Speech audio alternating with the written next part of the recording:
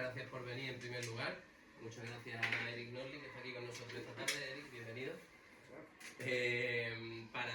Para muchos de los que estamos aquí, los más jóvenes que estáis recién entrados en la veintena, y algunos ni eso de los que estáis aquí, a lo mejor Eric Norling os resulta una figura conocida, o que os suena el nombre, o que más o menos lo ubicáis, pero los que acabamos de entrar en la treintena, y los más mayores por supuesto, Eric Norling para nosotros es una persona con la que hemos crecido, con la que nos hemos formado, autor muy prolífico, militante nacional revolucionario desde muy jovencito, mucho más joven de los más jóvenes que estáis aquí. Como digo, desde muy joven comenzó a escribir libros muy prolíficamente, hemos crecido con ellos, nos hemos formado con ellos, y para nosotros pues Eric Norling es un honor que estés aquí con nosotros y acompañándonos. Y bueno, para presentar dos obras. La primera de ellas, Mártires del Ideal, corrígeme si me equivoco, la última obra que has publicado. La última es la que ha sacado también Yomar, Fides. Cierto. O la penúltima casi, una de las últimas, y Fascismo de SN de Editores y Fascismo Revolucionario de Ediciones Fides. Es una obra que ya tiene tiempo, esta es también, si no me equivoco, una segunda edición. No, esta es la octava. Octava edición, bueno. Es un libro que ya tiene unos años, pero es un libro que bueno, ha sido un hito, ¿no? Yo creo, en la obra de Eric Norling. Eric Norling ha escrito muchísimo, como estoy repitiendo. Ha escrito sobre temas falangistas, tema azul, tema Homs, tema de la falange obrera y toda esa orientación falangista.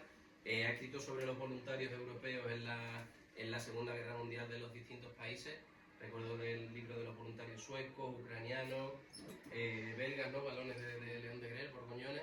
Esto con García Hispán, editor. En fin, temas todos relacionados, o la mayoría, relacionados con el fascismo de entreguerras, relacionados con la Segunda Guerra Mundial y relacionados con los movimientos pues, sociales y políticos del siglo XX. Así que nada, hoy vamos a hacer una doble presentación.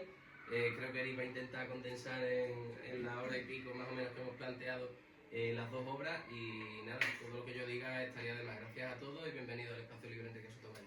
Bueno.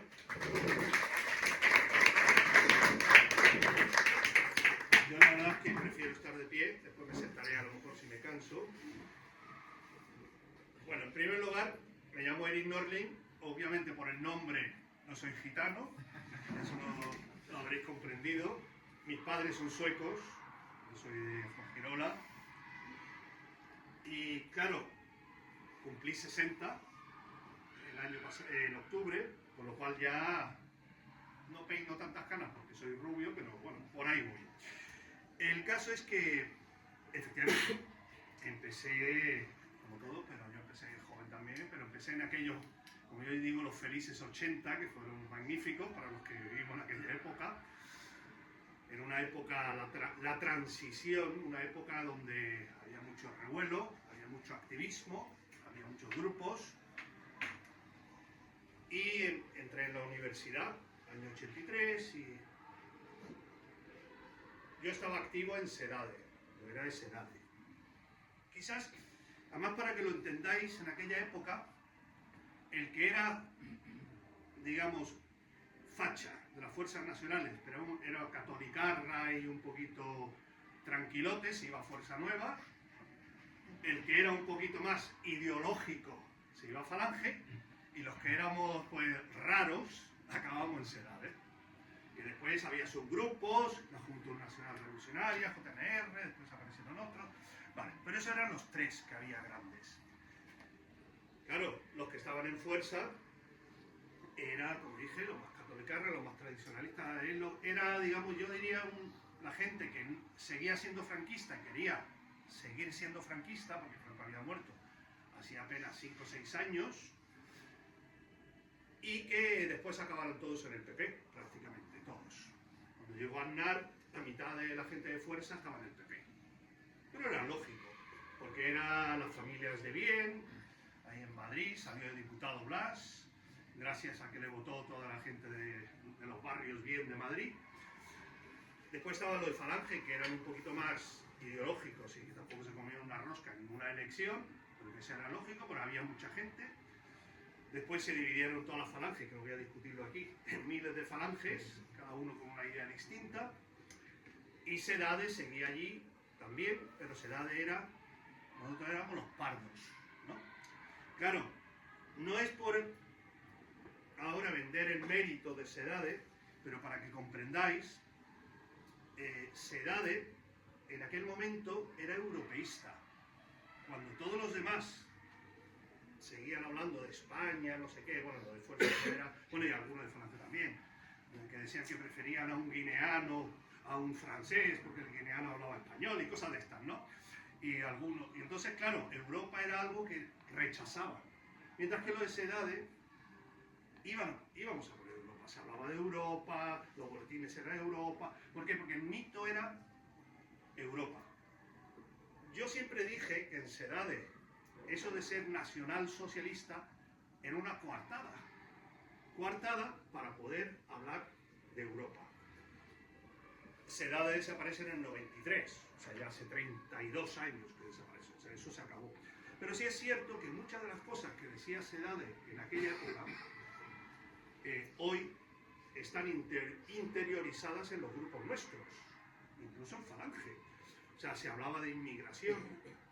En los años 80, ¿quién hablaba de la inmigración como un problema en España? Nadie. Se hablaba de la invasión, digamos, de los bárbaros, que hoy es un problema. Se hablaba del mundialismo como un problema, que en aquella época nadie discutía eso. ¿Por qué? Porque Fuerza y Falange estaba centrada en nuestras discusiones sobre si Falange era fascista o no, si José Antonio había salvado a Mussolini o no, y los de Fuerza sobre si éramos catolicarra de Lefebvre o seguíamos el Concilio Vaticano. Entonces, Sedade lanzó una serie de ideas muy importantes. De hecho, mucha gente de los que hoy escriben o están digamos, son los ideólogos de algunos de los partidos, pasaron por Sedade. Con eso ya entendéis un poco de por qué, de dónde vengo yo. Yo empecé a escribir, efectivamente, allá por los 80, empecé a escribir sobre los fascismos europeos. Más por una casualidad, porque me dijeron una vez en la facultad, escribo un artículo sobre Vidkun Quisling, el dirigente noruego, y claro, como yo hablo los idiomas escandinavos, pues me lo pidieron. A partir de ese momento ya, pues cuando escribes el primer artículo te picas y empiezas a escribir. Aparte de cuestiones familiares, yo tengo familia que estuvo en el bando equivocado, el que perdió la guerra, que después se demostró de que tuvimos razón, y empecé escribiendo sobre las SS y todo eso. Con el tiempo me fui, digamos, haciendo más académico. De hecho, soy doctor en historia, aparte de abogado, ciencias políticas y eso, pero vamos, más académico. Y entonces empecé a escribir ya sobre archivos y trabajando más profundamente. Efectivamente, en los años 90, mediados de los 90, finales de los 90, Juan Antonio Llopart, que en aquella época llevaba lo de, ¿cómo se llamaba? Ediciones Nueva República. No, pero ¿cómo se llama el partido? El MSR vino después, pero bueno, da igual. Lo que había, que esto es... Europea. Sí, Alternativa Europea, que tenía unas ideas un poco raras, que si eran bolcheviques nacionales y cosas así, pero que también era una coartada. Nadie era bolchevique allí. Era simplemente por dar por culo. Sí, dar por culo. Entonces empezamos a escribir y sacamos varios libros sobre la Falange Obrera, los otros jonsistas, las obras completas de Ramiro. Empezamos a hacer cosas con esa idea de sacar la historia alternativa. Pues claro, escribir los discursos de José Antonio, yo creo que se han reproducido 1000 veces, se han estudiado 1000 veces. Y os digo una cosa, cada vez que yo leo un discurso de José Antonio, encuentro algo nuevo. De hecho, ahora va a salir no sé si conocéis, Postmodernia, la revista, o sea, la revista digital Postmodernia, ahora sale un artículo mío de José Antonio y el ser de Europa. Porque José José Antonio es el primer gran político, junto con Ramiro, que habla de Europa. Y choca, y José Antonio choca con toda la gente que tiene alrededor. De hecho, el artículo empieza con una cita de un libro muy desconocido, que es uno de los pocos que se publica durante la época republicana por un falangista, que no es el de Pérez de Cabo, es otro, se llama Cartas a un antifascista, donde el prólogo, la dedicatoria que hace el autor es a José Antonio. Y entonces le dice, en la dedicatoria, dedico este libro a José Antonio I de Rivera, ojo, año 34, 34-35. Dedico este libro a José Antonio I de Rivera, con quien comparto todos sus ideales y afanes. Ahora bien, José Antonio es europeísta y en eso yo aún dudo. Y eso lo escribe en el 34-35. José Antonio es el primer político español que le califican de europeísta. Bueno, aparte de eso, entonces empezamos a escribir libros un poco alternativos. Voy a empezar con este y después nos pasaremos aquí a la historia de los mártires. Fascismo revolucionario. Coincidiendo con el tema de la editorial y todo, y Alternativa Europea y el MSR después, pues estuvimos mucho en Italia, con los del MSI. De hecho, por eso el MSR lo copiamos del MSI, ¿no? Italiano. Para los que no lo sepáis, el MSI es el partido que se funda después de la Segunda Guerra Mundial en Italia para preservar los ideales del fascismo. Por eso yo siempre digo, bueno, entonces salió este libro, Fascismo Revolucionario, que ha ido ampliándose, que en realidad no es mío. Si uno empieza a leerlo, lo mío son 60 o 70 páginas. El resto son textos, comentarios, etc. Para entenderlo, ¿no? Y yendo a Italia, que fuimos durante varios años, nos da una envidia brutal ver Italia. Porque mientras nosotros aquí en los 90, ¿entendéis? Los 80 transición, activismo puro. A partir del año 87, eso se acaba prácticamente. Se acabaron los 20N, se acabaron las actividades en la calle, se acaba todo. Los 90 son unos años terribles para el activismo NR. De hecho, desaparece todo. No queda nada. Quedan 4 falangistas viejos que se reúnen para las fiestas, digamos, de guardar, que si el día del estudiante caído, que si el día de la muerte de José Antonio y nada más. En Italia, me acuerdo que fuimos al centenario del nacimiento de Mussolini, que si no me equivoco en el 89, creo que fue, o 90. Y entonces, en aquella época, cuando ibas ahí, fuimos al pueblo donde nació Mussolini, Predappio, y ahí hasta la policía te saludaba cuando pasaba el autobús, con la gente que venía al cementerio. La gente iba con estandarte, había miles de personas, saludaban brazo en alto, nadie les importaba. Y eso que Italia fue un país donde hubo una represión brutal contra el fascismo. Pero aún así, 40 años después, seguía vivo y la gente podía seguir. Entonces empecé a pensar, ¿por qué? Y descubrí una cosa. Primer asunto que descubrí. Nosotros en España siempre hemos tenido a los italianos como un poco de deje, ¿no? Los italianos en la guerra no sirven para nada, los italianos son todos unos fantasmas. Eso tiene un poco de...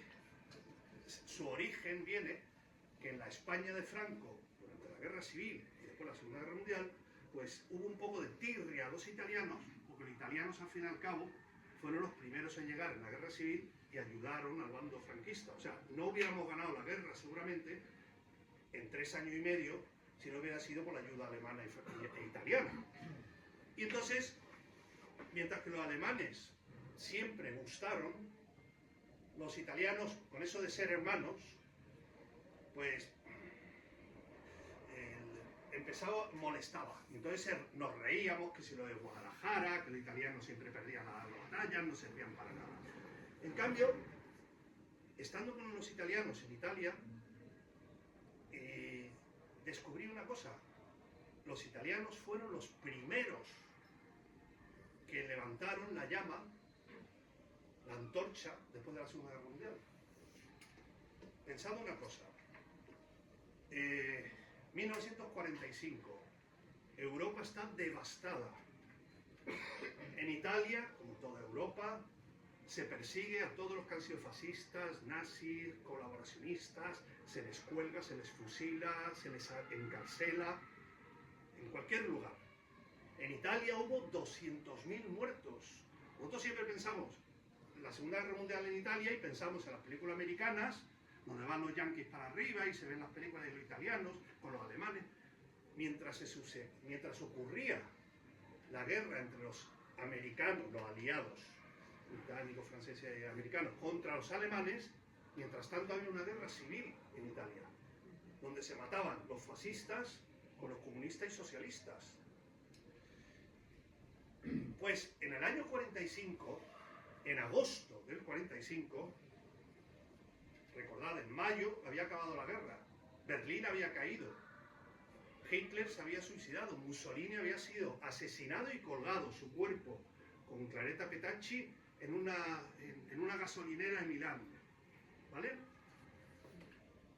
Pues en agosto del 45, un grupo de chavales toma Radio Roma y pone Giovenezza durante 1 hora, lanzando proclamas fascistas. En el año 47, 2 años después de la guerra, el MSI ya tenía diputados en el Parlamento italiano. Eso eran tíos con huevos. Cuando les mataban a 200.000 fascistas después de la guerra. Fue una masacre, familias enteras asesinadas. Fue brutal. Pues esa gente aguantó. Por eso se me rompió ese mito de Italia. Y dije, ¿y qué pasó? Pues tiene una explicación muy fácil. Cuando en el 43, no voy a hacer una historia completa, pero en el libro lo tenéis, Italia, Mussolini y los fascistas son traicionados.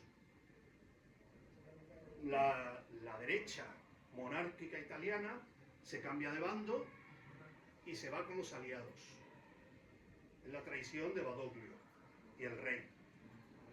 Detienen a Mussolini y Mussolini es encarcelado. Verano del 43. Eso hace que en España, tiene mucha importancia para España, eso hace que en España el régimen Franco pues, y los militares franquistas pues les entra el canguele pensando que los siguientes en la lista son ellos. Por eso empiezan a hablar con los americanos. Si nosotros creemos que lo de la base Rota y Morón y todo eso fue un invento de los años 50-60, no, en el 43 ya estaban negociando. Vamos, no había caído Berlín y ya estaban vendiendo las bases a los americanos. Son cosas que pasan en la historia. Que conste que yo soy franquista, ¿eh? Y el caudillo para mí es sagrado. De hecho soy patrono de la Fundación Nacional Francisco Franco y de la Junta Directiva y todo, y nadie me dirá que Franco no lo hizo bien. Pero tengo que reconocer que en política exterior ocurrieron cosas. Pues en ese verano del 43, Italia estaba acabada. No sé si habéis leído alguna vez La piel, de Curzio Malaparte. Pues quien no lo haya leído, que seguramente seréis casi el 99% de los que estáis aquí, se llama La piel. En cualquier librería de viejo de estos que hay en internet, de Unilever o AB Books o Amazon, lo encontráis por 3 euros. La piel de Curzio Malaparte. Pues es un relato autobiográfico de un fascista de primera hora que se cambia de bando y se hace traidor. Y entonces ese relato cuenta el año 43, 44, 45, él como oficial de enlace italiano del bando malo, de los que están con los aliados, con un oficial americano. Y narra toda la historia en Italia. Ese libro es imprescindible. Después hablaremos de él. Pues cuando cae y es destituido y encarcelado Mussolini, poco tiempo es rescatado por los alemanes y Mussolini, en vez de decir hemos perdido en Italia, es un gran campo de batalla, esto no llega a ningún lado, el rey se ha ido, la mitad de los ministros fascistas que tenía se habían cambiado de bando, traidores, incluso su yerno Ciano se cambió de bando, pero él en ese momento, en vez, lejos de amilanarse, decide aplicar los principios del fascismo revolucionario. ¿Por qué? Porque Mussolini en el fondo era un revolucionario. Hay que entender la historia de Benito Mussolini. Benito Mussolini fue el hombre que cuando Lenin, en la Internacional Comunista, la reunión del año 21-22, se reúne en Moscú, le dice al delegado italiano: habéis perdido al único hombre que podía hacer la revolución en Italia, Benito Mussolini. Benito Mussolini era el delfín del Partido Socialista Italiano. Tened en cuenta que el Partido Comunista se crea en toda Europa sobre el año 23-24. En ese momento el Partido Socialista era el comunista. Y entonces Benito Mussolini era el representante del Partido Socialista Italiano, el hombre más importante de la izquierda italiana. Pero él descubre que no se puede hacer una revolución socialista si antes no es nacional. Y eso es el fascismo. Y él es revolucionario. Entonces, en el año 43, Mussolini, desencantado de su gente, los únicos fieles que le quedan son los fieles de la primera época revolucionaria. Un Paolini, después vuelve un Mombacci, y esos fieles se unen a él y deciden montar la República Social Italiana con el apoyo alemán. Aunque los alemanes no intervienen en la política, solo están a nivel militar para detener a los aliados, Monte Cassino, las batallas, todas esas famosas. El caso es que se crea la República Social Italiana, y él aplica los principios revolucionarios del programa de 1921, del primer fascismo. Y entonces sus teóricos sacan una constitución que es súper avanzada para la época, social, dicho así, saca leyes sociales increíbles, consigue el apoyo mayoritario de la clase trabajadora industrial, que es toda la que está en el norte de Italia, Milán, Turín, toda esa zona. Pero no solo eso, un país que creíamos que estaba acabado, destrozado, hundido, se crea un ejército de voluntarios de 800.000 voluntarios, donde hay cientos de miles de jóvenes. Por el honor de Italia es su divisa, porque ellos han traicionado su causa, su fe, y se han ido con los aliados, pero ellos no están dispuestos. En ese momento la guerra está muy mal. Pensad a finales del 43, principios del 44. Los aliados están ganando en todos los frentes, los rusos avanzan en el frente del este, los japoneses en retirada, pues logran 800.000 voluntarios. Y esos chicos del fascismo revolucionario son aquellos, como por ejemplo, en el libro de Curzio Malaparte, hay una escena que describe Roma acaba de caer, junio del 44. 2 meses más tarde cae Florencia, que es una ciudad que está aproximadamente unos 100 kilómetros al norte de Roma. Cae Florencia y entonces Malaparte, como oficial de enlace, va con un coronel americano en un jeep y entran en la Florencia que acaban de tomar las tropas aliadas. Pero junto con las tropas aliadas siempre entran los partisanos comunistas, igual que aquí, los del Maquis y toda esta gente, que entran siempre, pues sabrán para qué, lo que han hecho siempre, ¿no? Liquidar, asesinar, violar, robar, todo lo que pueden. Entonces, la escena que narra, que es impresionante, él entra en la plaza de Florencia, donde hay una iglesia que se llama Santa María no me acuerdo ahora, Santa María, y hay una escalinata, y ven que hay un grupo de muchachos y muchachas sentadas en la escalinata, vestidos con camisas negras.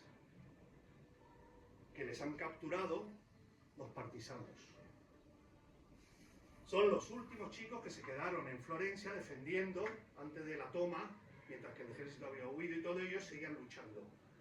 Y entonces se acerca Curcio Malaparte y describe a esos muchachos.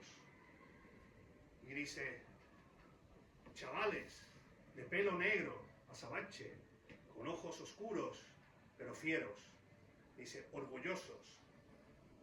Y entonces el coronel americano le pregunta al partisano que qué van a hacer con esos chicos. Dice el partisano, fusilarlos por fascistas. Dice, pero son unos niños, tienen 16 o 17 años.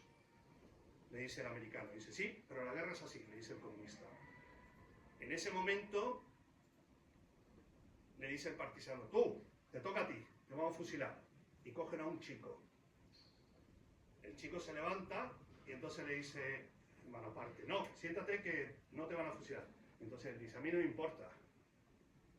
Prefiero morir a vivir con deshonra. Porque yo sé por lo que voy a morir, pero este comunista no lo sabe. Y entonces Curcio Malaparte le dice al americano, creo que hemos elegido el bando equivocado. Con esos chavales. Pues esa gente son los mismos que hace unos años en la RAI, la televisión italiana, sacó un clip de los archivos americanos de filmografía que habían filmado, y eran 3 muchachos de 18 y 20 años que habían sido capturados por los americanos. Eran grupos de, como le llamaban, la resistencia fascista en la retaguardia. Eran grupos que se infiltraban en la zona americana, cometían atentados y después volvían. Les habían capturado, obviamente. Las leyes de la guerra permiten que te fusilen. Vamos, cuando te dicen, los alemanes fusilaban a mucha gente. Por ejemplo, la matanza, no sé si conocéis, la fosa Ardeatinas de Roma, que fusilaron a 334 o 35 personas. Que hay una película, Muerte en Roma. El coronel Kepler, que fue el que ordenó el fusilamiento, fue condenado después de la guerra. Pero no fue condenado por fusilar a 334, fue condenado por fusilar a 4. Porque los 330, según el régimen, el Código de Justicia Militar, está permitido, 10-1. Porque había habido un atentado que había matado a 33 soldados alemanes. Con lo cual podían fusilar 10 rehenes. Bueno, el caso, que a estos 3 lo cogen y graban el momento en el cual los 3 chavalines, que son chavalines, así pequeños, tal, se les ve la cara de niños, con un cura, confesándose, fumando un pitillo, y entonces los colocan contra el poste, los 3, el poste de fusilamiento. Y en ese momento le quieren poner la venda, sí, y se niegan a ponerse la venda. Y se ponen de frente. Y en el momento que los van a fusilar, uno de ellos grita, ¡Viva Europa! Es impresionante ese momento, cuando uno de esos chavales, antes de que disparen los americanos, grita, ¡Viva Europa!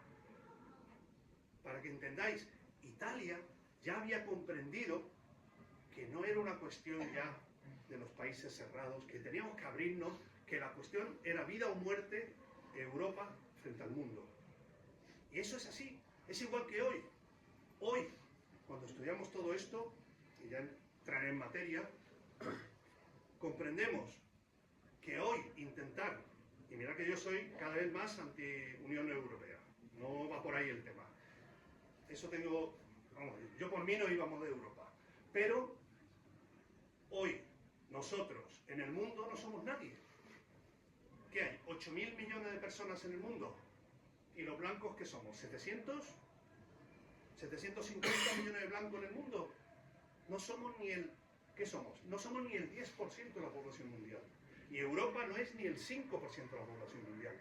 Y aún nos creemos que somos importantes. Y no lo somos. Y claro, cuando cualquier chino, hindú o de otro país le dicen que hay 29 países en Europa, separados todos y peleándose todos, piensa que somos idiotas, cosa que somos.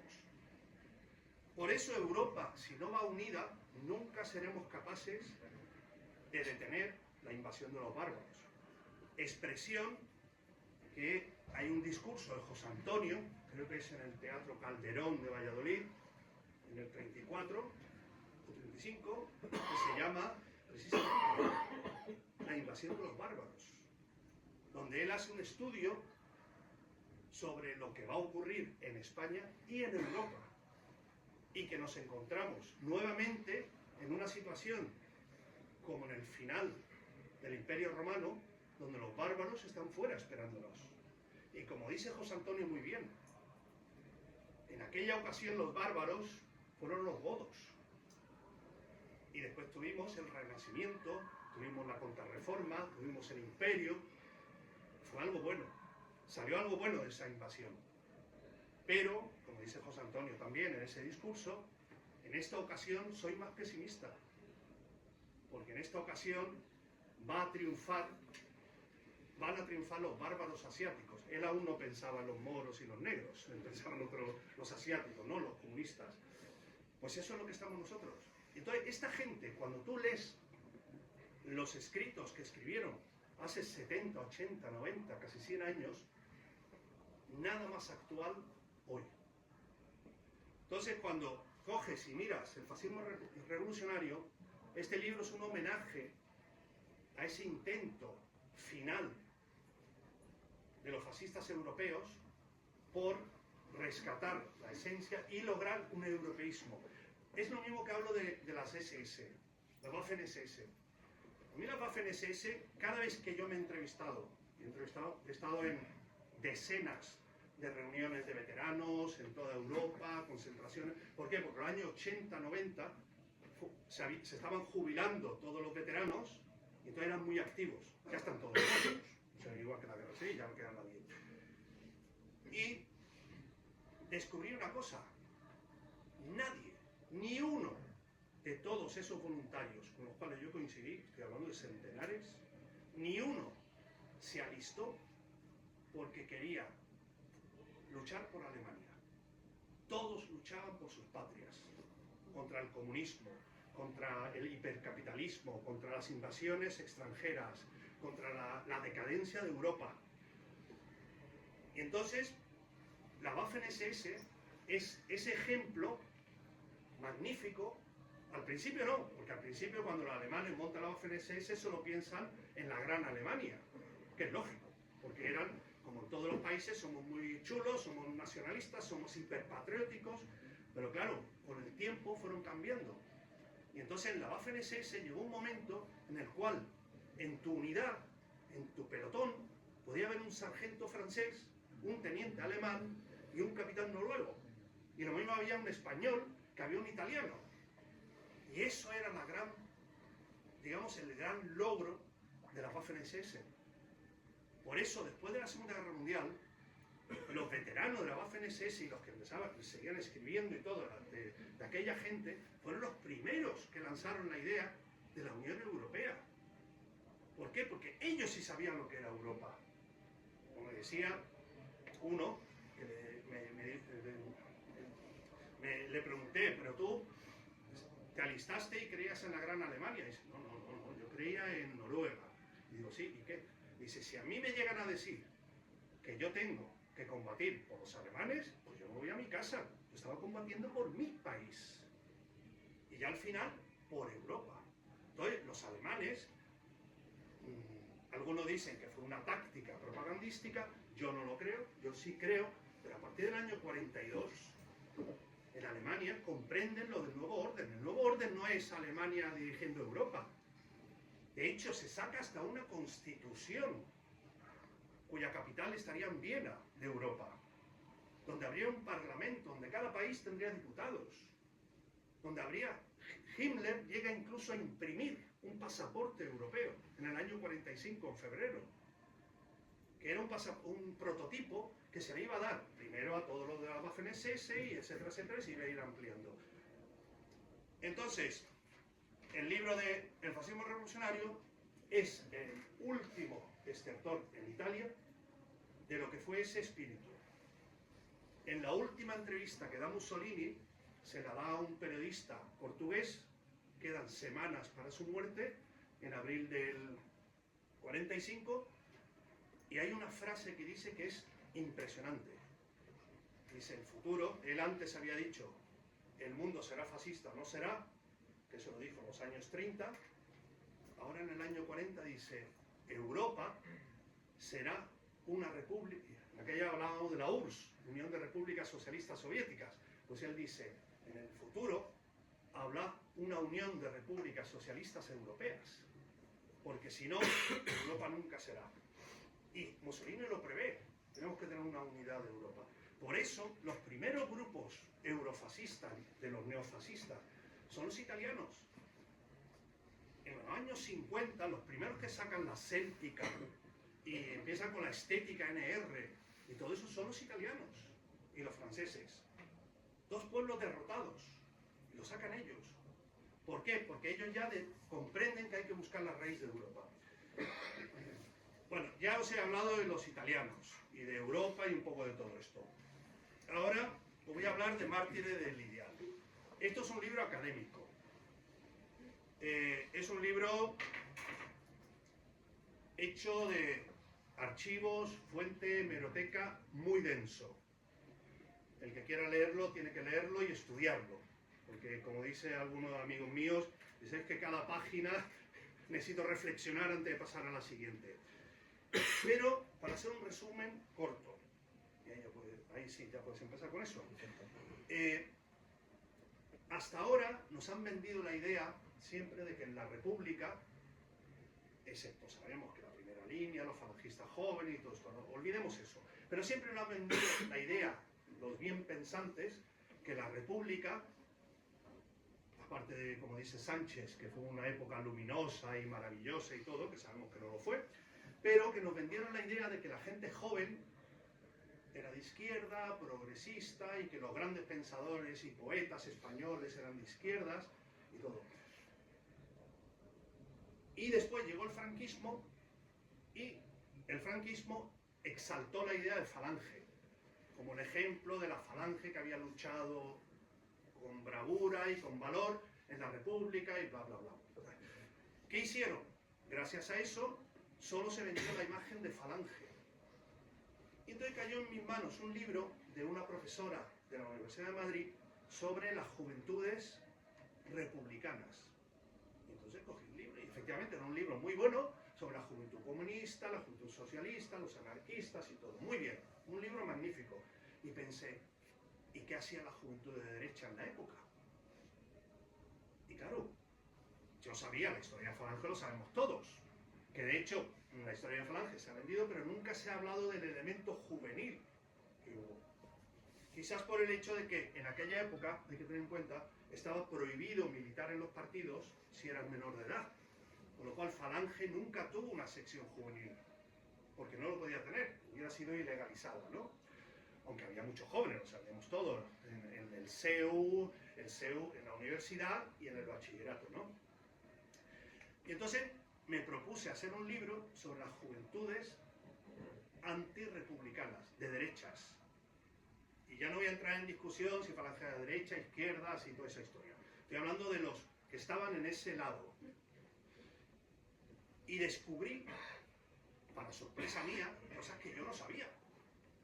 Y es que en España había cientos de miles de jóvenes organizados en los partidos políticos de derechas. Claro. Y todo eso había empezado a principios de siglo. Empezó por un lado con los requetés, que siempre habían sido muy, muy activos, y empezó con las juventudes monárquicas. Los mauristas, que no sabéis quiénes son, era un político del Partido Conservador, pues son las primeras juventudes organizadas en 1913 en España como juventud militante. De hecho, se hicieron conocidos como los de la porra, porque se pegaban en los mítines socialistas y cosas de estas. En España lo que sí es cierto es que en los grupos de la derecha el elemento católico fue muy importante. Acción Católica y todo eso. Entonces, esos chavales, chicos y chicas, por lo general segregados, porque en aquella época se segregaba, venían, primero estaban en Acción Católica, ahí se organizaban los grupos y después pasaban a la política, cuando ya tenían 16, 17, 18 años. Sí, esto sí que pasa. Entonces, en los años 20 es cuando se empieza a crear, bueno, ahí veis una cosa, para que veáis también lo que hablamos de juventud. Estos son los dirigentes de la juventud maurista. Claro, le veis las caras. Pues no, pues voy a decir una cosa. Es que nos confundimos. A que parecen viejos. Pues cualquiera de esos no tiene más de 30 años. Porque parecían viejos. Es cuando hablamos de Franco, ¿no? Excepto el viejo Maura que está sentado ahí uno arriba que está ahí. Pero bueno, es como Franco. Oye, Franco era alférez con 17 años. Que ya estaba en Marruecos mandando un arca de moros. Es que el concepto de edad ha cambiado un poco. El tiempo pasa y el primer partido que digamos que no viene de la derecha conservadora, que se monta con las juventudes, que se llama Vanguardia Social Popular, se crea en el año 23, que viene del Partido Social Popular. Es un partido monárquico católico creado por los grupos de los propagandistas. Los propagandistas, que aún siguen existiendo, son los de la SEU San Pablo. Los propagandistas siguen existiendo, son muy elitistas, muy, no diría cerrados, pero muy selectos, que después, en los años 50, compitieron con el Opus y ganó el Opus, por eso se hizo del Opus todo, al final, pero aún siguen ahí. Entonces, en los años 20, 30 eran muy fuertes, muy influyentes, y crearon el primer partido, el Partido Social Popular. Después llegó la dictadura de Primo de Rivera, y la dictadura de Ángel Herrera, que es el fundador de los propagandistas, bueno, el segundo fundador, luego otro, el padre Ayala, que eran jesuitas, la mayoría. Y entonces tuvimos la dictadura de Primo de Rivera, que sabéis, del 23 al 30, yo diría 31 porque el otro, sí, pero la dictadura y todo también es Primo de Rivera, hasta la República, que es el padre José Antonio. Durante ese momento se crean las Juventudes de Unión Patriótica, que es el primer partido con un intento de montar un movimiento juvenil tipo movimiento estatal de derechas monárquicas. No tiene mucho éxito, no funciona muy bien, pero uno de sus líderes, y ahí pasa la siguiente, porque ahí viene, sigue. Ah, exactamente.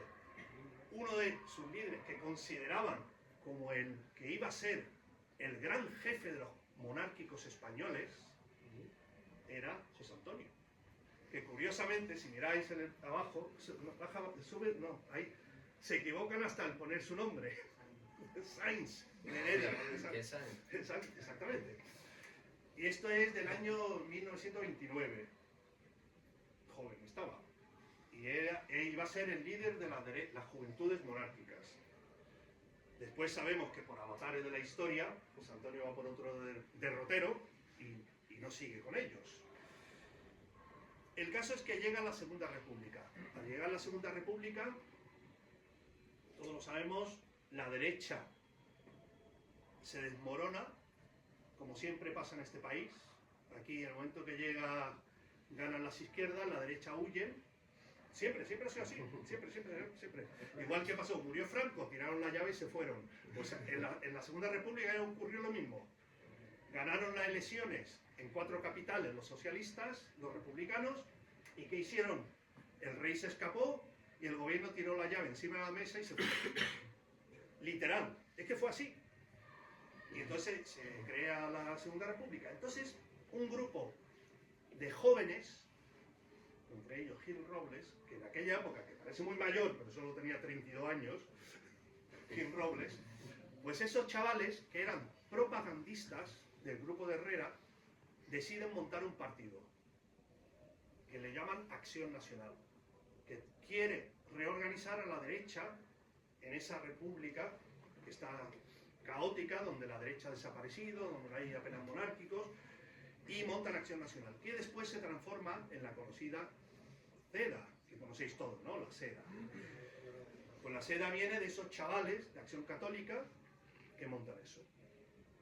la SEDA inmediatamente monta una sección juvenil que se llama Juventudes de Acción Popular, la JAP. La JAP llegó a tener 200.000 afiliados. Tenía sedes en toda España. Por lo general, cuando llega, ahí viene el fundador de la SEDA, que es José María Valiente Soriano, que era compañero de Gil Robles. Entonces, él coge las juventudes y Gil Robles coge el partido. Era abogado también con Gil Robles. El caso es que montan la Juventud de Acción Popular, pero tienen un problema, que en octubre del 33, José Antonio, Teatro La Comedia, toda la historia que sabéis, se monta Falange. Entonces empieza a haber un pique. Entonces los de la JAP se pican con los falangistas, hay un cruce allí, siempre, pero siempre es un pique, digamos, amigable.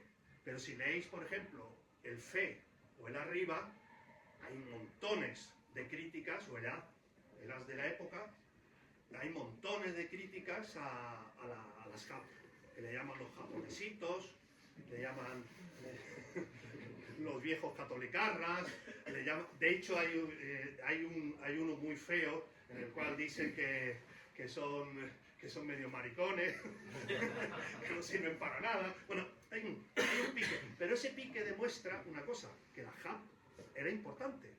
Lo que pasa es que después de la Segunda Guerra Mundial, deja esa foto, después digo la Segunda Guerra Mundial, de la Guerra Civil, la Falange se convierte en preeminente, el partido en España. Y todo el mundo quería llevar camisa azul.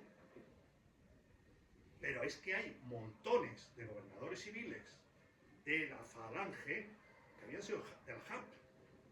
Hay montones de ministros que habían sido de la JAP. Serrano Súñer fue diputado de la SEDA por Zaragoza, nombrado por la JAP. ¿Quién? El cuñadísimo, sí. Claro. Arrese, que fue secretario general del movimiento, también tiene pasado por ahí, aunque más carlista. Pero bueno, el caso es que la JAP va creciendo en competencia con Falange. Entonces, mientras que Falange va creciendo poco, porque siempre crece poco, no olvidemos que la Falange numéricamente fue muy pequeña, mientras que la JAP movilizaba. La JAP era capaz, como eso es en el Escorial, sí, en abril del 34, la JAP junta 25.000 jóvenes, pese a que se había declarado la huelga general en Madrid, que había piquetes socialistas y comunistas y anarquistas cortando las calles, las carreteras al Escorial. Hubo varios muertos ese día y todo. Pues juntaron 25.000 personas ahí, jóvenes, venía de toda España. Eran capaces de juntar en Sevilla, en cualquier lado juntaban 30 o 40.000 personas. Eran muy potentes. Estaban cada día más fascistizados, no levantaban el brazo, pero sí tenían llamaban el saludo ibérico, tocando así. Y eran camisas pardas, ¿no? No, eso viene después. Eso llegará después. Y entonces se fueron fascistizando, que de ahí viene la teoría de este libro. Este libro lo empecé a escribir porque hice una conferencia en la Universidad de San Pablo, finalmente por eso, porque era San Pablo, querían que hablara de esto. Hice una comparación con Rex de Degrelle. Sabéis quién es Degrelle, ¿no? Y sabéis lo que es Rex, que es el partido belga. Pues la historia de Rex y Degrelle es exactamente la misma que la JAP, solo que en Bélgica. Son chavales de Acción Católica que se meten en política, se acaban fascistizando y acaban como Rex y Degrelle. ¿Qué ocurre con la JAP? La JAP tuvo la mala suerte de que llegó la Guerra Civil y no tuvieron tiempo de dar el paso al fascismo. Pero la Juventud de Acción Popular era absolutamente radical. De hecho, yo tengo la colección completa. Esto era su boletín, que salía cada 2 semanas. Y ahí, vamos, votar contra la revolución, acabemos con los comunistas, de vez en cuando se le escapa algún judeo masónico, esas cosas que no había que decir. De hecho, el mismo Gil Robles y la Junta, el Consejo Nacional de la SEDA, llega a suspender 2 veces el boletín por radical, porque era demasiado radical. La JAP empieza a tener mártires. Los primeros que gritan presente en un entierro son los de la JAP. Un tema que la gente no sabe, que uno de nuestros primeros mártires nuestros de Falange, que es Ruiz de la Hermosa, ¿no? Sí, José Ruiz de la Hermosa. Sí, pues Ruiz de la Hermosa es el único caído que es reivindicado por 3 partidos distintos. Las Jons de Ramiro le dedican la necrológica a nuestro camarada de las Jons, Ruiz de la Hermosa. José Antonio va al entierro y lo reivindica como de Falange, cosa que no podía ser porque fue semana después de la constitución de Falange, vamos, no sabía, dudo que se hubiera afiliado, pero vamos, que estaba en el entorno. Pero es que él era jefe de la JAP. Son los vasos comunicantes, ¿no? Los vasos comunicantes. Con lo cual el entierro de Ruiz de la Hermosa lo organiza la JAP, no lo organiza Falange. Y va toda la plana mayor de la JAP. ¿Qué ocurre? Los vasos comunicantes en provincias. Mientras que en Madrid todo el mundo está con su pequeño grupo estanco, no se habla, se pegan incluso, están cabreados, en provincias todo el mundo colabora con todo el mundo. Por eso fue tan fácil pasar de un lado a otro, ¿no? Y los primeros mártires del ideal, y donde empiezan a gritar presente en los entierros, son los japistas. Los jaspi. He llegado a contabilizar muertos japistas 36 en la República. O sea que era también complicado ser de la JAP. ¿No? Ya sabemos que de falangista hubo 102, creo que fueron, o 103, que era más peligroso aún. Pero claro, la SEDA, como era un partido de gobierno como el PP, porque la SEDA es el PP de la época, claro, ellos no querían que las juventudes fueran radicales, ni querían grupos de acción directa, ni cada... Lo que pasa es que al final sí empiezan a radicalizarse. De hecho, expulsan en marzo del 36, cuando ya la guerra civil está muy cerca, expulsan a toda la plana mayor de las juventudes de la JAP de Valencia. Porque habían montado milicias y estaban haciendo ejercicios paramilitares en un campo. Y claro, cuando se entera el gobernador de la SEDA, pues los manda a todos, bueno, una historia. Lo mismo ocurre en Barcelona. En el alzamiento en Barcelona, esto todo está en la causa general, que es después de la guerra civil se hizo,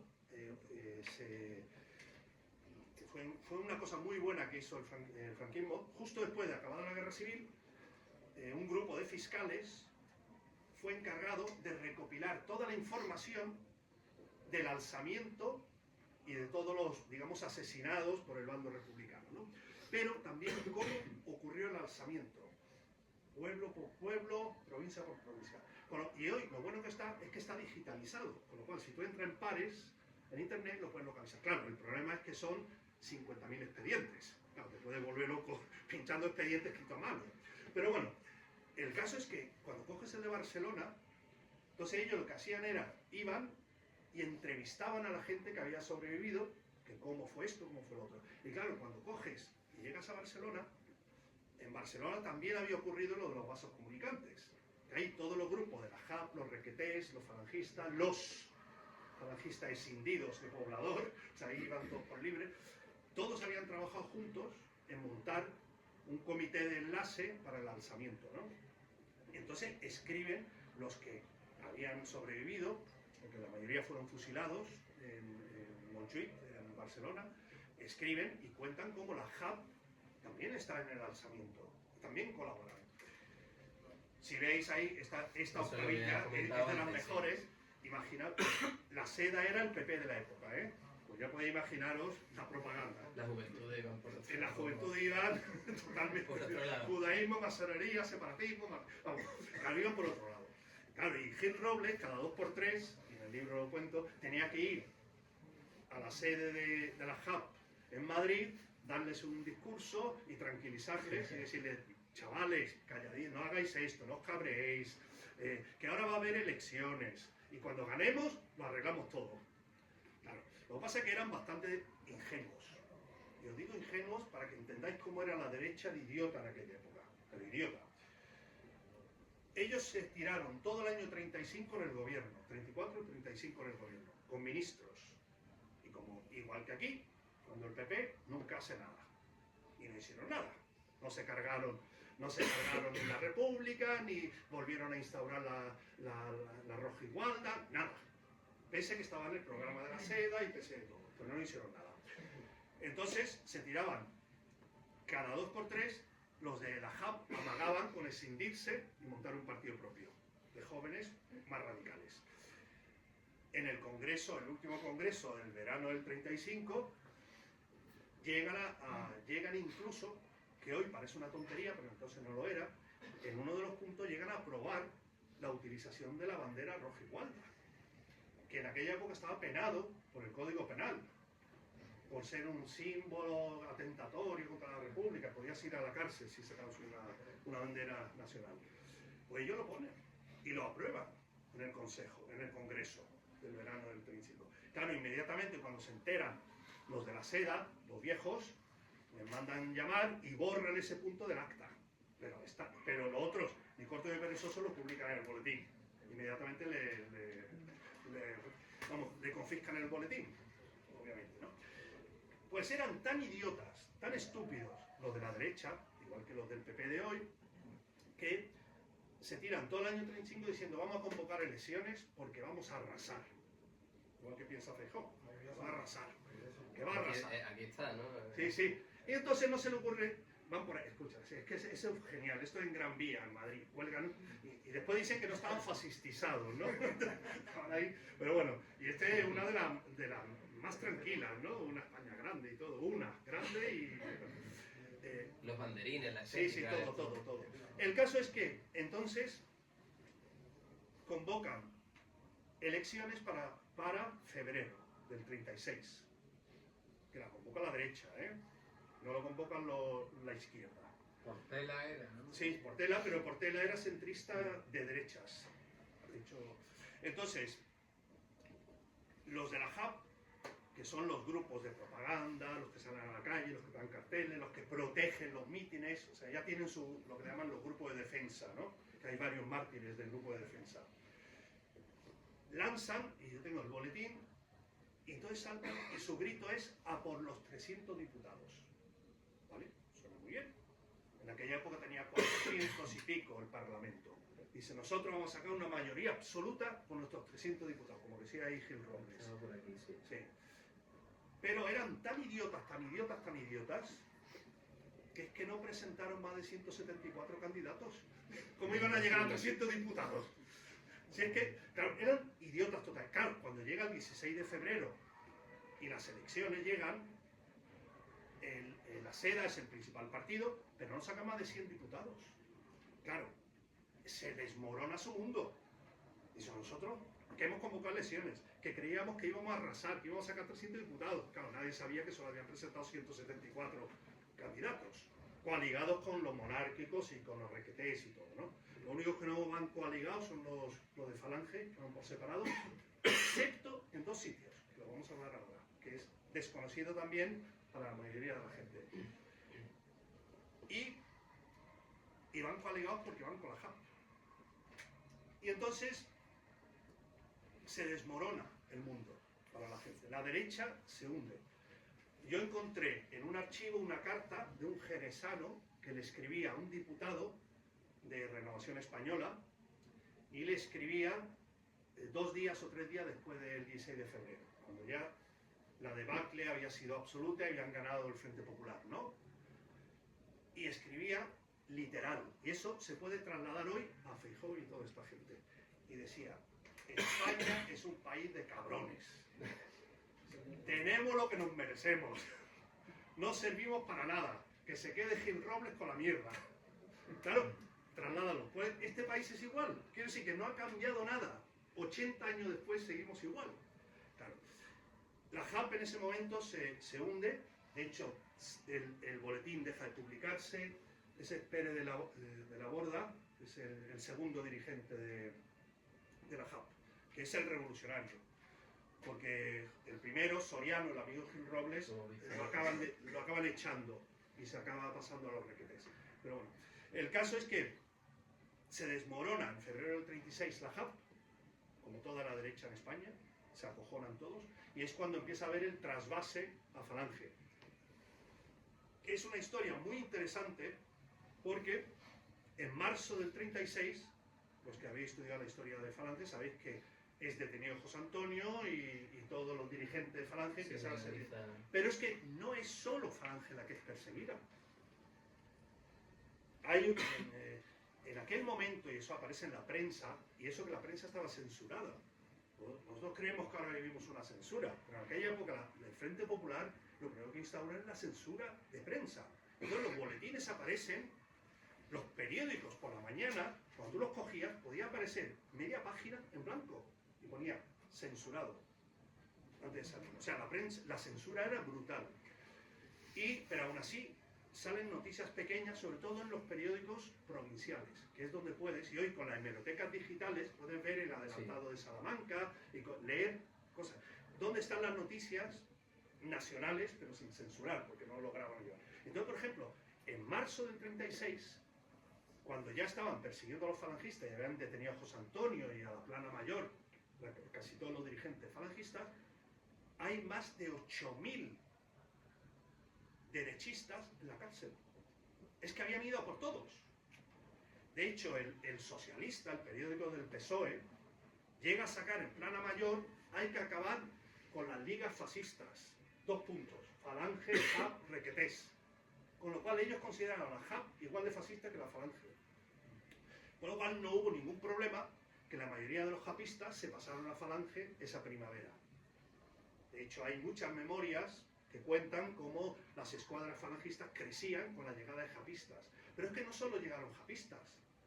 Los requetés no, los requetés tenían su propia dinámica y eso iban por su lado. Que de hecho tengo un capítulo completo dedicado a la juventud de requetés, que es muy interesante.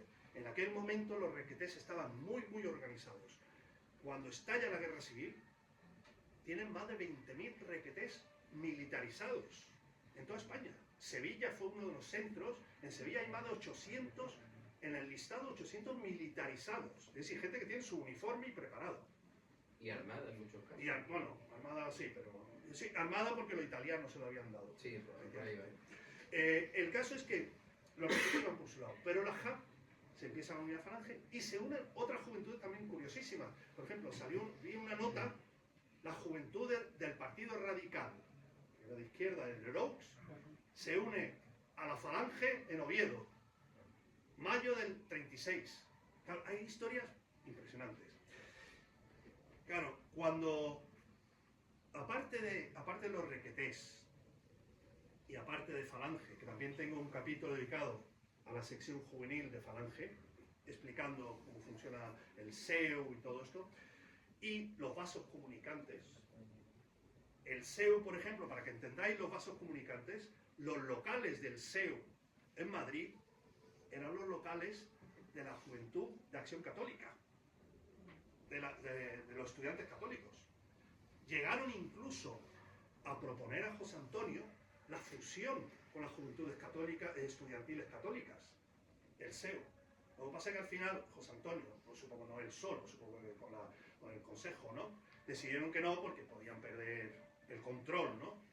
Pero vamos, se llegó a proponer después de la huelga estudiantil, creo que en diciembre del 35, que fue muy sonada por el tema separatista. Bueno, el caso, que aparte de esto había otras juventudes más. Y ya quiero que te pases ahí, exactamente, ahí puedes empezar a sacar algunas fotos. Había 2 partidos más, muy curiosos. Uno de ellos era el Partido Nacionalista Español, que era de un personaje llamado el doctor Albiñana, que iba por ahí sacándose, yo soy el primer fascista de España, en sus boletines, y usaba la cruz de Santiago, exactamente. Era un personaje muy histriónico, muy curioso, pero tenía su gente, ¿no? Se ha escrito poco sobre él, pero bueno, ese es otro, esos son los juventudes monárquicas. El caso es que era un personaje muy curioso, el Albiñana, y tenía unas juventudes que estaban llevadas por otro que se llamaba Villapesín, que este era de Valladolid, que este era más histriónico. Pero este tuvo una ocurrencia vete a las... cuando yo digo los otros... Bueno, sí, este se llama... Ahí. Sí, bueno, ¿dónde estaba? Bueno, este es un pequeño folleto que sacan en el año 34, que se llama Mi Fascismo, para sonar el título. Para que veáis que no solo era Falange los que eran fascistas en ese momento, ahí había de todo tipo en todos lados, ¿no? Entonces, cuando... esa foto. Cuando está Albiñana, lo han detenido, lo han mandado al exilio, pues este convoca a las juventudes y las convocan al Teatro de la Comedia, en el año 34, para hacer un acto de afirmación españolista, que se llena, ¿eh? Hay otra foto que se ve. Y decide que lo de la Cruz de Santiago eso no sirve para nada. En España vamos a ser nazis. Y sacan mirad todo lo que llevan, todos llevan la esvástica, la otra foto también. Sí. ¿Eh? Para que veáis que España no es muy rara. También seguíamos las costumbres europeas, vamos, en aquella época también, ¿no? El único sitio donde... Entonces fue el único partido que yo he visto en España que ha usado la esvástica, excepto otro partido. ¿Sabéis cuál era el otro partido que usaba la esvástica? El PNV. El PNV usaba la esvástica, pero incluso en la guerra civil usaba la esvástica. Después la cambiaron, después de la Segunda Guerra Mundial, ¿no? No iban a que lo confundieran. Pero vamos, usaban la esvástica, ellos dicen que por el landaburo y todas esas historias, pero no era por eso. Era porque la esvástica era el partido en 1910, 1920, era el símbolo de los racistas, de los que creían en la raza. Entonces, todos los partidos en Alemania, Austria, en todos lados, que creían en las ideas raciales, usaban la esvástica. Y claro, lo del PNV en 1910, pues ¿quiénes son los racistas? Pues nosotros también. Pum, pum, se lo pusieron, ¿no? Bueno, el caso es que esta gente movilizó poca gente. Eran un par de cientos en toda España.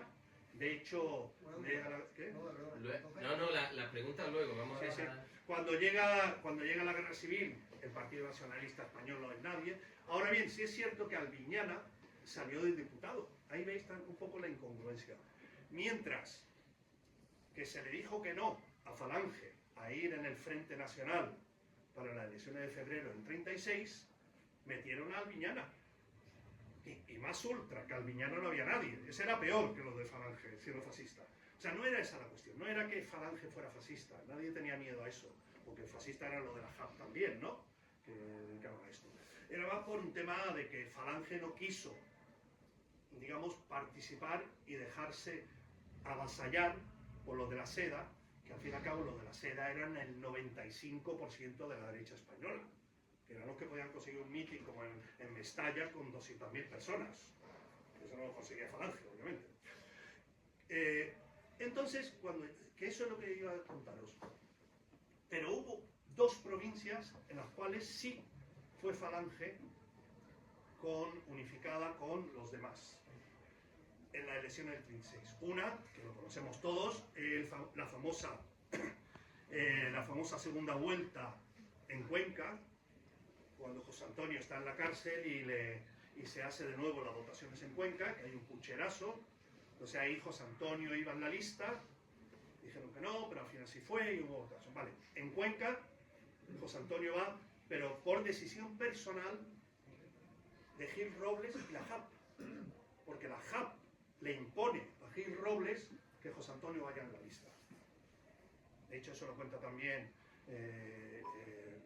Raimundo Fernández Costa en sus memorias, hay algunos que lo cuentan, ¿no? ¿Por qué? Porque la JAP en ese momento necesitaban tener a Falange metido en el... Dice, porque esto se nos va de madre, esto va a acabar en una revolución, necesitamos a los falangistas con nosotros. Vale. Y de hecho se planteó una fusión. También en Valdés Larrañaga, el del CEU, que bueno, que era consejero nacional también, él lo cuenta también, cómo llegaron a reunirse José Antonio, el hermano, Serrano Suñer, que era diputado de la JAP por la Seda, por Zaragoza, no digamos eso, y él para discutir la unificación de la JAP y Falange. Pero no llegó. También tenemos otra cosa, estamos hablando de marzo del 36. Las cosas no estaban como para negociación en ese momento. Primero porque te estaban deteniendo en la calle, te estaban metiendo a la cárcel y pegaban tiro a todo el mundo, ¿no? El caso es que hay otra provincia, y es Granada. En Granada, el 16 de febrero, no se celebran elecciones. o se celebran, sí se celebran, pero gana la derecha y entonces rápidamente el Frente Popular dice pucherazo y se anulan las elecciones en Granada porque había ganado la derecha. Entonces, como hace siempre nuestros queridos socialistas, estos cuando llegan al Parlamento y arrollan, votan y dice anulado. Y dice, pero es que ni siquiera se han aprobado las actas, da igual, anulado. Pero es que no lo hemos contado, da igual, anulado. Todo legal, como hace Sánchez todos los días también, ¿no? Y entonces convocan nuevas elecciones para el día 2 de mayo del 36. Ojo, es muy importante esto. Y se decide presentar una lista de derechas. En esa lista de derechas, que son 11 candidatos, meten al general Varela, el gaditano, que era carlista, lo meten porque quieren, como están pensando en el alzamiento, quieren meterlo para darle inmunidad como diputado, para que no lo puedan detener si ocurre algo.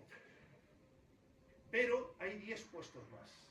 Y esos puestos se los reparten entre 5 japistas y 5 falangistas. Hubo 5 candidatos falangistas en Granada en las elecciones del 36. Claro. Y eso la gente no lo sabe. Y es porque deciden ir la JAP y la Falange juntas a esas elecciones. Al final intentan hacer campaña en Granada y claro, les acosan tanto que al final deciden no presentarse, se retira a la derecha al final. Y las votaciones que se celebran el 2 de mayo, pues gana por mayoría el 99,99% la izquierda, ¿no? Porque no hay oposición, se ha retirado a la derecha. Con todas estas historias, hay otro grupito, aparte de los que hemos hablado, que se llaman las Juventudes Monárquicas de Renovación Española. Que eso eran 4 gatos.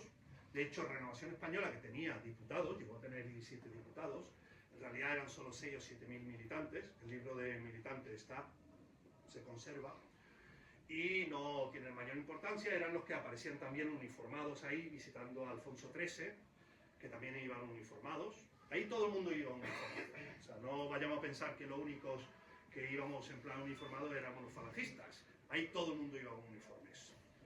Y los socialistas igual y los comunistas también. El caso es que llega la guerra civil y el alzamiento, que sabemos toda la historia, que es la última parte, que meten las milicias. Bueno, eso, la historia de Falange, los entierros y todo. Este es muy curioso.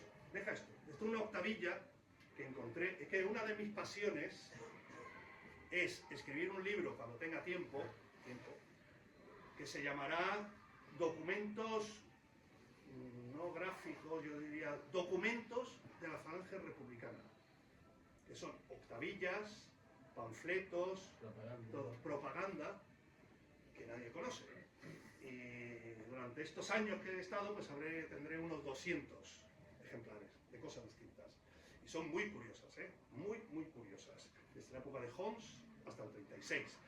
Y después tengo otro, pero ese ya lo dejaré para otro libro, que es la Falange Edilla, de sus documentos también, que también hay un montón de documentos muy curiosos. El caso es que esta es una de las últimas octavillas que saca el SEU, donde en mayo del 36 ya hablan de la clandestinidad, que nos organicemos. Para el verano, sí, para el verano, que os vais de vacaciones, pero iros preparando porque llega el momento, ¿no? En ese momento todos sabían que algo iba a pasar. No sabíamos cuándo, no sabían en qué momento, ni nada. Se olía. Sí, pero la consigna era clandestinidad, ¿no? Claro, y eso se reparte a los jóvenes.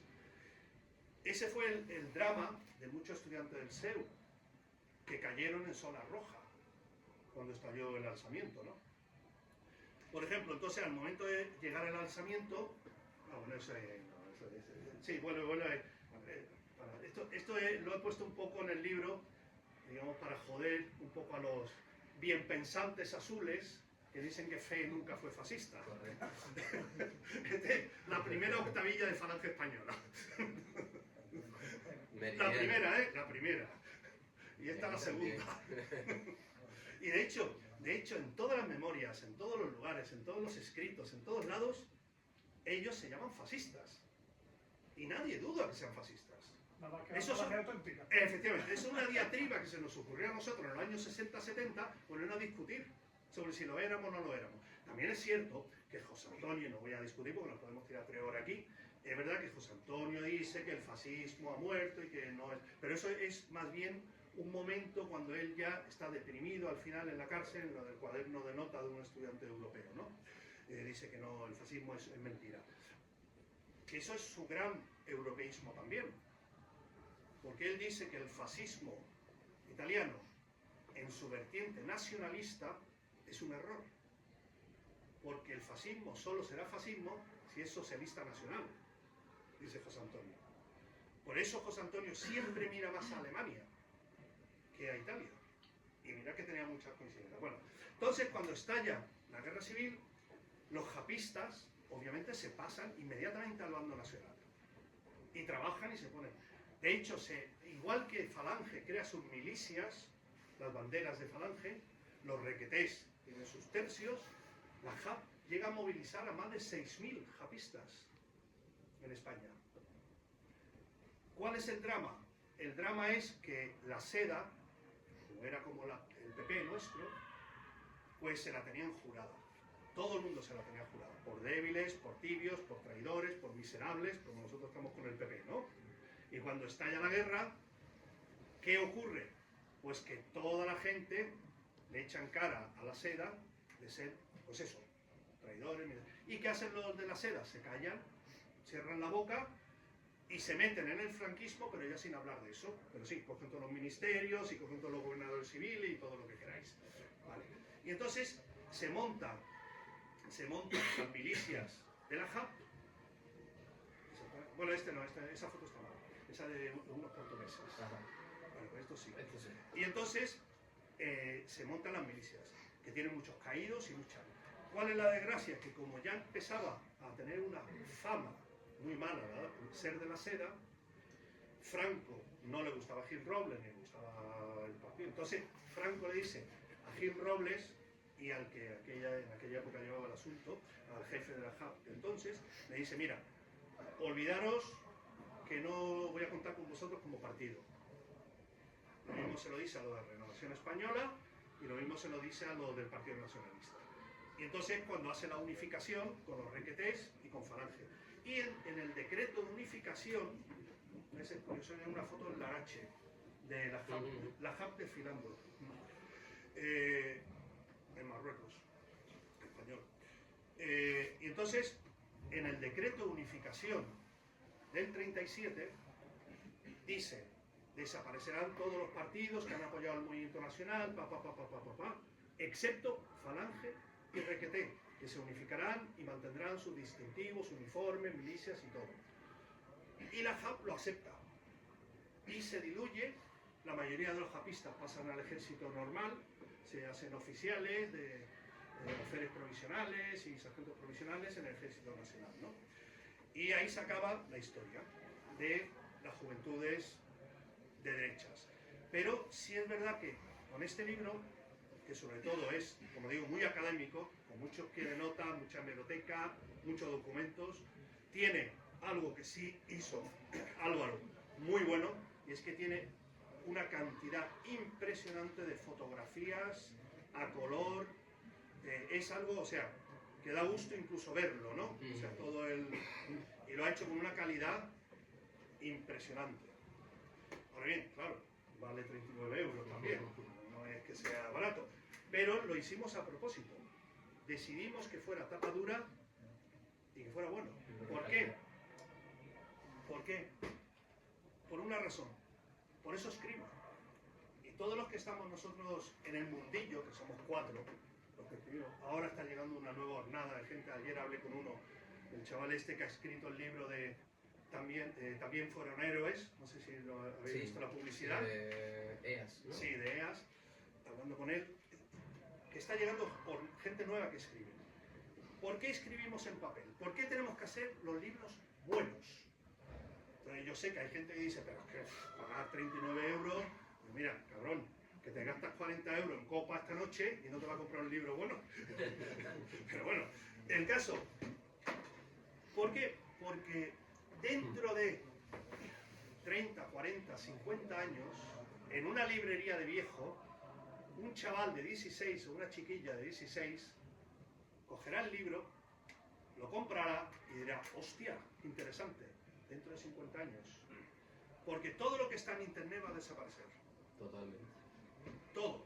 ¿No habéis dado cuenta, los que sois más jóvenes, no porque no os dais cuenta, pero los que somos mayores, nuestros primeros hijos le hicimos cientos de fotos, tenemos álbumes completos, ¿verdad? Tú miras y sacas montones enteros de estos de 24 fotos que no valían para nada, pero las tienes guardadas. Montones. En cambio, mi primer hijo, tengo, yo qué sé, 500 fotos. Mi hija, 300. El pequeño, creo que para sus 18 cumpleaños tuve que buscar imágenes y encontramos 20 imágenes. ¿Por qué? Porque hoy saca la foto, y tú dices, no, yo la guardo en el disco duro. Mierda, dentro de 3 años ya no vale para nada. Yo me acuerdo de los primeros escritos que yo hacía en WordPerfect, ya no valen para nada, porque no hay ningún programa. Exactamente, el formato digital, informático es distinto. Estamos destinados a que va a desaparecer nuestra imagen, nuestros libros, lo que escribimos, si no lo imprimimos. ¿Por qué las dictaduras lo primero que quieren acabar es con los libros? Cuando Fahrenheit 421 lo escribe, o Orwell lo dice, lo primero que hay que quemar son los libros. ¿Por qué? Porque los libros es el arma más peligrosa que existe. Y por eso hay que seguir escribiendo. Todos conocéis a Robert Brasillach, ¿no? Sí, al claro. poeta francés y escritor y todo. Brasillach muere, también creo que tiene 34 años cuando lo fusilan. Todos eran jóvenes esa gente, pero gente que llevaban 20 años en la causa. O sea, un tío que había sido casi promovido al premio Goncourt, que era como el Cervantes español, o sea, no era un don nadie. Pues Robert Brasillach, en el 45, está encarcelado. Lo han condenado a muerte por colaboración con el enemigo, cosas que ocurren cuando ganan los otros, tú siempre has colaborado con el otro, ¿no? Pues lo han condenado a muerte y va a ser fusilado. Entonces él escribe un texto que se llama Carta a un joven de la Quinta del 60, que para quien no lo haya leído, lo tenéis que leer. Espectacular, sí. Espectacular. Se lo escribe a su sobrino, que tiene 3 años, para que lo lea cuando cumpla 18. Y en esa carta explica por qué era fascista, por qué hizo lo que hizo, por qué admiraba a José Antonio, por qué las catedrales de la luz en Alemania, por qué creyó en Europa, por qué creyó en su amada Francia. Dice, yo me acuesto con Francia y me levanto con Europa. Él entendió eso, porque era un escritor, entendió que escribiendo iba a dejar. Y hoy, 80 años después, seguimos leyendo esa carta, porque él decidió escribirlo.